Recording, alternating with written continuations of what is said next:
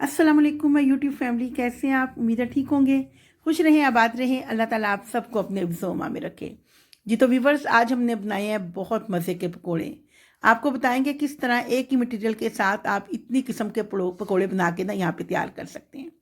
तो माशाल्लाह अल्हम्दुलिल्लाह ये बहुत ज़बरदस्त पकोड़े बने हैं। कुछ ऐसी टिप और टिप्स बताएंगे आपको जिससे आपके पकोड़े भी बहुत खस्ता, बहुत मज़ेदार और कुरकुरे बन के तैयार होंगे। तो शुरू करते हैं। और इससे पहले अगर अभी तक आपने हमारे चैनल को सब्सक्राइब नहीं किया तो प्लीज़ सबसे पहले चैनल को सब्सक्राइब करें, दोस्तों रिश्तेदारों में ज़्यादा से ज़्यादा शेयर करें और वीडियो को स्किप ना किया कीजिए, वीडियो को पूरा वॉच करें ताकि जो वीडियो हम आपको समझाते हैं आपको अच्छी तरह से समझ आ जाए। मकसद हमारा यही होता है कि इसमें कोई गलती ना हो, आपको हर चीज़ अच्छी तरह से समझ आ जाए। और लाइक का बटन दबाना ना भूलें और उम्मीद है कि आपको हमारी वीडियो बहुत अच्छी लगती होंगी।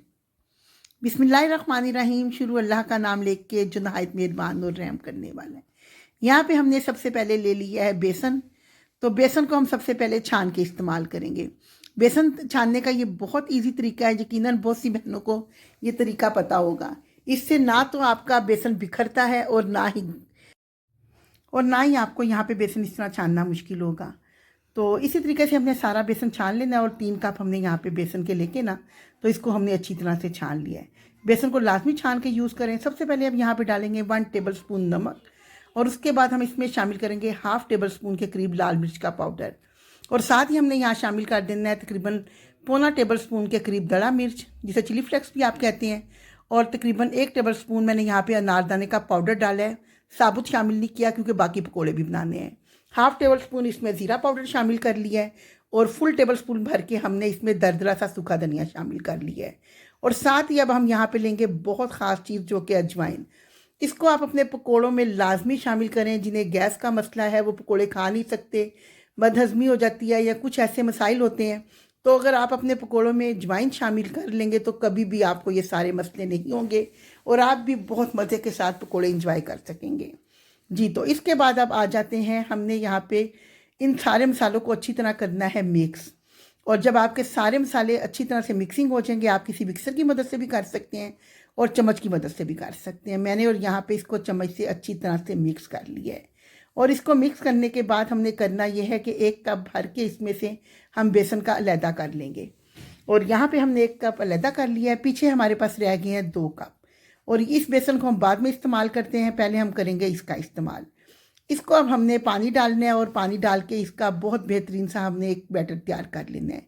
पानी आपने थोड़ा थोड़ा करके डालना है, एकदम से पानी नहीं डालना। उससे होता यह है कि आप ज़्यादा पानी डाल देते हैं, बेसन आपका रनी हो जाता है और जो फिर आपके पकोड़े आलू वाले पालक वाले बनाते हैं उन पे अच्छी तरह से बेसन नहीं चढ़ता। तो इसलिए ये चीज़ आपने बहुत एहतियात से डालनी है कि पानी बहुत थोड़ा थोड़ा करके डालें और अच्छी तरह जब आप मिक्स कर लें फिर आप देखें और फिर उसके बाद बेसन को 10-15 मिनट के लिए लाजमी रखें। उससे आपका बेसन फूलता है बहुत अच्छा। और उसके बाद जो पानी की आपको ज़रूरत है, थोड़ा सा पानी आप बाद में उसमें शामिल कर सकते हैं। और यहाँ पे 5 मिनट तकरीबन मैंने बेसन को बहुत अच्छी तरह से फेंट भी लिया था। और अब आ जाते हैं हम दूसरे मटेरियल की तरफ। उसके लिए यहाँ पे मैंने आलू लिए थे, पतले स्लाइस करके जूलियन कटिंग में मैंने इसको कटिंग कर लिए हैं। ये हमने पकोड़े जो पालक वाले बनाने हैं उसमें 7 आलू शामिल करने हैं। 1 अदद आलू लिया था, उसमें से तकरीबन आधा मेरा यूज़ हो गया था। अब यहाँ पे हमने पालक ली थी, पालक भी हमने धो के खुशक करके कटिंग करके रखी हुई थी। अपने हिसाब से जितनी आप शामिल करना चाहें, मैंने यहाँ पे तकरीबन आधे कप के करीब इसमें शामिल कर ली है। और साथ ही इसमें हम शामिल करेंगे प्याज। आधा प्याज मैंने इसमें शामिल किया है जो कि मैंने जूलियन कटिंग में इसको कटिंग कर लिया था। और प्याज के बाद हमने यहाँ पे शामिल कर लिया तकरीबन 2 से 3 अदद सब्ज़ मिर्चें और साथ ही आधा कप के करीब मैंने यहाँ पे बंद गोभी शामिल कर ली है। अब सारी चीज़ें शामिल करने के बाद जो एक बेसन कप का मैंने रखा था ना, वो हमने इसमें शामिल कर देना है। और वो आपने देखे सारी चीज़ें मेरी खुशक थी ना, तो उस पर इतना ज़्यादा नहीं बेसन मतलब चिपक रहा। अगर आपकी सब्जियां गीली होंगी तो बहुत अच्छी तरह से आपकी कोटिंग हो जाएगी। अब यहाँ पे आपने जो पानी डालना है ना, वो बहुत ज़्यादा एहतियात से डालना है। अगर यहाँ पे आपका ज़रा भी पानी ज़्यादा हो गया ना, तो आपके जब पकोड़े बनाएंगे ना तो सारी सब्जियां बिखर जाएंगी। तो ये चीज़ नहीं होनी चाहिए ना। जो मेन चीज़ आपको मैं बताना चाह रही हूँ ना, अगर यहाँ पे आपका बैटर ज़बरदस्त बन गया ना तो पकोड़े आपके फिर कमाल के बनेंगे। आपने चेक कर लेना है कि आपका बैटर जुड़ रहा है। जब आप देखेंगे कि जुड़ रहा है तो वहाँ तक आपका सेट है। अब आलू भी हमने पतले स्लाइस कटिंग करके इस तरह रख लिए थे। ये हमने इसके आलू वाले पकोड़े अलहदा से बना लेंगे। और अब आ जाते हैं हम ऑयल की तरफ। ऑयल हमने यहाँ पे किसी स्टिक के, वुडन स्टिक आप ले लें या किसी भी चीज़ के साथ आप चेक कर लें कि ऑयल आपका गर्म हो गया। जब ये देखिए इस पे बबल्स बनने शुरू होंगे ना, इसका मतलब है ऑयल गर्म। बहुत ज़्यादा जलते हुए ऑयल में आपने पकोड़े नहीं डालने। उससे होगा ये कि बाहर से आपके पकोड़े पक जाएंगे और अंदर से कच्चे रह जाएंगे, जो कि कोई भी नहीं खाएगा ना। अब एक एक करके हम इसमें पकोड़े डालते जाएंगे और कोशिश करें जितने इजीली आपके पक जाए उतने शामिल करें। और यहाँ पे मेरा थोड़ा सा बेसन बचा था, बाकी तकरीबन पकोड़े डाल गए थे, 2-3 पकोड़ों का बच गया था ना। तो इतने ही पकोड़े मैंने यहाँ पे बना लिए थे। आप जहाँ पे जगह खाली देखें उधर पकोड़े डाल लें। और इस चीज़ का ध्यान रखना है कि आपने पकोड़ों को यहाँ पर कम से कम 2 से 3 मिनट बिल्कुल भी नहीं छेड़ना। जब आप देखेंगे ना आपके पकोड़े स्टेबल हो जाएंगे तो उसके बाद आपने उसको हिलाना है। और अब आते हैं हम यहाँ पर बैंगन के पकोड़ों की तरफ। बैंगन के लिए हमने यहाँ पे इस तरह पतला सा बैंगन एक बिल्कुल कटिंग कर लेना है और इसके ऊपर हमने नमक और मिर्चें दोनों साइडों पे लगा देनी है। हल्की हल्की पहले आप नमक लगा लें, फिर मिर्चें लगा लें और दोनों चीज़ें लगाने के बाद ना दोनों तरफ से, तो इसी तरह आपने सारे बैंगन के जो है ना वो तैयार कर लेने हैं। अब हम यहाँ पे अपने पकोड़ों को देखेंगे। ये देखें एक साइड जब पकी है ना तो ये पकोड़े हमारे यहाँ पे सेट हो गए हैं। अब ये बिखरेंगे नहीं। अब आप जिस तरह मर्जी इसको उलट पुलट करके पकाएंगे ना तो ये आपके पकोड़े बिखरने नहीं है। पहले आपने यहाँ पे फ्लेम बिल्कुल नॉर्मल रखना है और जब आप देखें आपके पकोड़े इस तरह एक साइड से पक गए हैं, फिर इसको आप लो पे कर दें और थोड़ी देर जब आपके लो फ्लेम पे पकेंगे ना, जब आप देखें दोनों साइडों पे इस पे कलर अच्छी तरह से आ गया है, तो फिर आपने मीडियम टू हाई कर लेना है। और जब भी पकोड़े निकालने फ्लेम आपने हाई करके फिर पकोड़े निकालने हैं, उससे इसके अंदर ऑयल नहीं रहेगा। अगर इन तरीकों के साथ आप पकोड़े पकाएंगे तो कभी भी आपके पकोड़े अंदर से कच्चे नहीं रहेंगे और बहुत क्रंची और बहुत कुरकुरे बन के तैयार होंगे। अब आते हैं हम सब्ज़ मिर्चों की तरफ। सब्ज़ मिर्च को आपने बीच में से कट लगाना है और इसके अंदर जितनी भी मिर्चें आप निकालना चाहें, मैंने तो सारी निकाल दी थी, फिर बहुत तीखी हो जाती हैं ना, तो आप चम्मच की मदद से इस तरह से इसके सारे बीज जो है ना बीच में से वो निकाल दें। यहाँ पे सारी मिर्चें इसी तरह मैंने इसके बीज निकाल दी हैं। अब यहाँ पे मैंने ले लिया है 1 टेबल स्पून के करीब, मैंने तकरीबन इसमें चाट मसाला और 2 टेबल स्पून के करीब मैंने यहाँ पे आमचूर पाउडर लिया है। हाफ मिकदार आपने चाट मसाले की रखनी है और डबल आमचूर पाउडर की। अब इनको थोड़ा सा पानी डाल के आपने अच्छी तरह से मिक्स करके ना एक पेस्ट बना लेना है। ये इतना ज़बरदस्त आपका मटेरियल बनता है, कभी एक दफ़ा आप इस तरह बना के देखें, कमाल के आपके पकोड़े तैयार होंगे। और इस तरह करके हमने इस मटेरियल के साथ अपने सारे जो पकोड़े हैं ना, इनके मिर्चें जो हैं इनकी हमने अच्छी तरह से फिलिंग कर लेनी है। और जैसे ही आपकी सारी ये फिलिंग हो जाएगी तो हम आएंगे दोबारा से अपने प्याज के पकोड़ों की तरफ। उतनी देर में माशाल्लाह अल्हम्दुलिल्लाह बहुत ज़बरदस्त क्रंची से और कुरकुरे से हमारे प्याज के पकोड़े बन के यहाँ पे तैयार हो गए हैं। अब इनको हम स्ट्रेनर से इस तरह थोड़ा सा ऑयल इसका निकलने देंगे और जब इसका सारा ऑयल निकल जाएगा तो हम इसको दोबारा से किसी स्ट्रेनर में रख देंगे।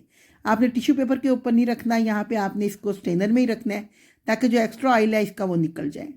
यहाँ पे हमने पालक ले लिया। पालक मेरे फ्रिज में 2 दिन से पड़ी थी, इसलिए थोड़ी सी ना ये ढीली पड़ गई थी, लेकिन बहरहाल हम भी इसके पकोड़े बना ही लेंगे।